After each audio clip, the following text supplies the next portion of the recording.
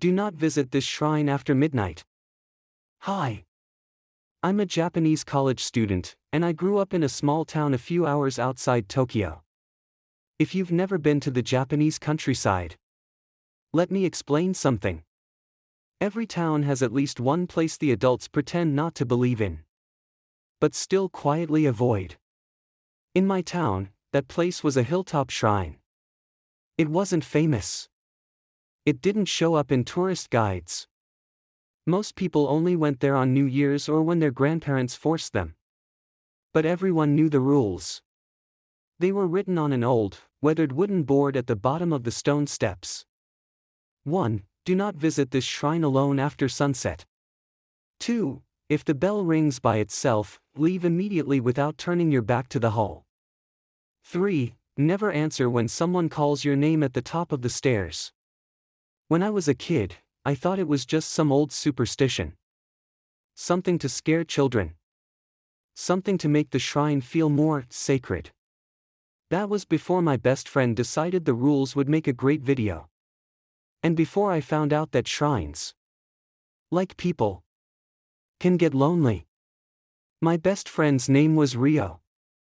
He was the kind of guy who laughed the loudest, ran the fastest, and never seemed to be afraid of anything. In high school he got obsessed with urban legends and horror videos. Not because he believed them, but because they got views. Foreigners love this stuff, you know, he said once. Japanese shrines, ghosts, curses. If we make it look real enough, we could go viral. I rolled my eyes. You just want an excuse to scare yourself. Yeah, he grinned. And you're coming with me. During our last summer before university, Rio came back from Tokyo with a new camera, a cheap tripod, and a plan. Let's film at the hill shrine, he said. We go after midnight, break the rules one by one, and see if anything happens. Japanese guys test real shrine curse at 3 a.m. Tell me that wouldn't get clicks. I knew it was a bad idea. Not because I really believed in the rules, but because the shrine had a presence. Even during the day, the stairs were always a little darker than they should be. The air felt thicker. The cicadas were loud everywhere else, but somehow quieter there. Still, I didn't want to be the coward. Fine, I said. One night. We film, then we're done. Looking back, that was the moment I should have walked away. We chose a night when both of our parents were out late. The kind of humid summer night where the air sticks to your skin and everything feels slow. At 11:45 p.m. Rio texted me, "Ready?" I shoved my phone in my pocket, grabbed a flashlight and a hoodie, and slipped out the back door. We met at the base of the hill, where the first stone steps disappeared into the trees. Even from there, I could see the outline of the torii gate at the top. A dark rectangle against the dull gray sky. Rio was already recording. All right, he whispered to the camera. It's just before midnight. We're at a real shrine in rural Japan that locals say you should never visit at night. There are 3 rules. He tilted the camera toward the wooden board. The characters were faded, but still readable. 1. Don't come alone. 2. If the bell rings by itself, leave without turning your back. 3. Never answer when someone calls your name at the top of the stairs. He turned the camera back to us. We're going to break all 3. He grinned. I tried to smile too, but my chest felt tight. This is stupid, I muttered in Japanese. That's why it's good, he replied. If nothing happens, it's still creepy. If something happens. He paused. Then we'll be the first ones to catch it. We started climbing. The stone steps were old and slightly uneven. Cracks filled with moss. Lanterns lined the sides. But they were unlit. Just dark shapes in the trees. My flashlight beam cut a narrow tunnel through the darkness. Beyond that, the forest swallowed everything. The higher we climbed, the quieter it became. The cicadas faded first. Then the sound of cars from the distant road. Even the wind seemed to hold its breath. Halfway up, Rio slowed down. "Hey," he said, his voice almost casual. "Did you hear that?" I stopped. At first, I heard nothing. Then, faintly, the soft, hollow clink of metal on metal. Like something tapping the side of the shrine's bell. Once. Twice. Then it stopped. "Probably just the wind," I said. But there was no wind. Rio's eyes glittered in the flashlight beam. "Rule number 2, he whispered to the camera. "If the bell rings by itself, leave immediately without turning your back." "Should we listen?" He looked at me. Waiting. He wanted me to say no. To push us forward. To be complicit. And I didn't want to disappoint him. "We're already here," I said. "Might as well finish." He grinned. "Knew you'd say that." Inside, I felt something curl up. Like a small animal trying to protect itself. We reached the top of the stairs. The torii gate loomed above us. Its red paint chipped and darkened by years of rain. Beyond it was the main shrine building. A small wooden hall with a sloping roof and a rope hanging from the eaves. At the end of the rope was the bell. A heavy, round shape barely visible in the dark. Rio panned the camera slowly across everything. "Okay, guys," he said in English. Slipping into the language for his imaginary foreign audience. "We're at the top now. If we hear anyone calling our names, we're going to answer." "Don't say that," I hissed. "What? You scared?" he teased. I was. But not in the fun way. I could feel the shrine watching us. Not from any one place. Just a pressure. Like we were standing in the middle of someone's gaze. Rio set up the tripod facing the hall. "I'll stand near the bell," he said. "You stay by the camera. If something shows up between us, we'll catch it." He walked under the torii alone. As he passed beneath it, the air seemed to thicken around him. Like he was stepping underwater. The hair on my arms rose. "Rio," I said softly. "Don't go too close." "You wanted 10 minutes of footage, right?" he called back. "Relax." He stood in front of the bell rope and glanced back at me. "If it rings by itself," he said. "Promise you'll keep filming." I didn't answer. He reached up. Wrapped his hand around the rope. And froze. His shoulders tightened. For a moment, I thought he was just acting. But his voice, when he spoke, was smaller than before. "Hey," he said. "Did you say my name just now?" A chill ran down my back. "No," I called. "I didn't." He was silent. Then he laughed. But it sounded forced. Weird. I thought I heard. "Rio." The voice came from somewhere near the top of the stairs. Not behind me. Not beside me.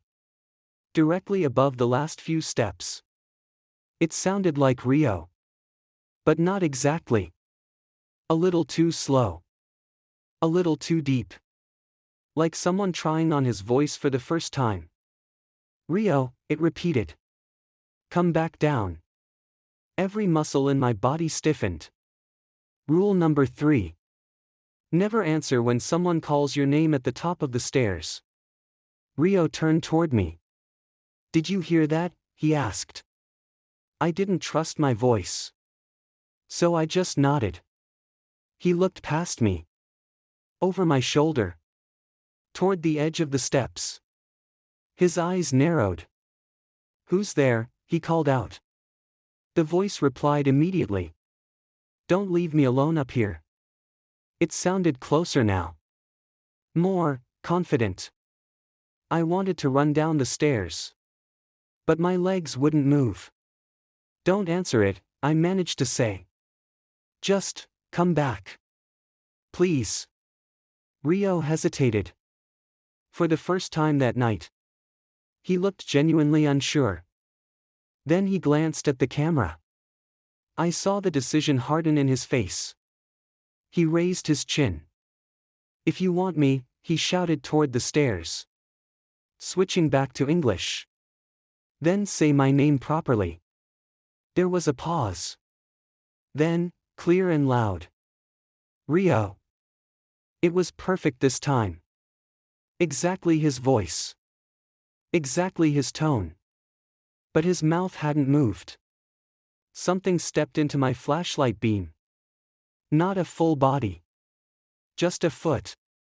Bare and pale. Appearing on the top step as if it had always been there. My mind screamed at me not to look up. Not to see the rest. I tore my eyes away. Heart hammering. Rio, please, I whispered. We broke 2 rules already. Don't break the last one. Instead. He smiled.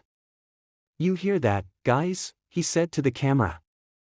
The shrine is talking to me. He turned back toward the hall. Let's finish this. The bell rang. Once. Twice. 3 times. Rio's hand was still on the rope. But his fingers were relaxed. Like he wasn't actually pulling. The sound vibrated through my bones. Colder and heavier than any normal bell. That was it. Rule number 2 was broken too. Leave immediately without turning your back. Instead. I stood frozen. Watching. Rio slowly bowed his head toward the shrine. What do you want? He asked softly. I couldn't hear the answer. If there even was one. But something changed in his posture. His shoulders dropped.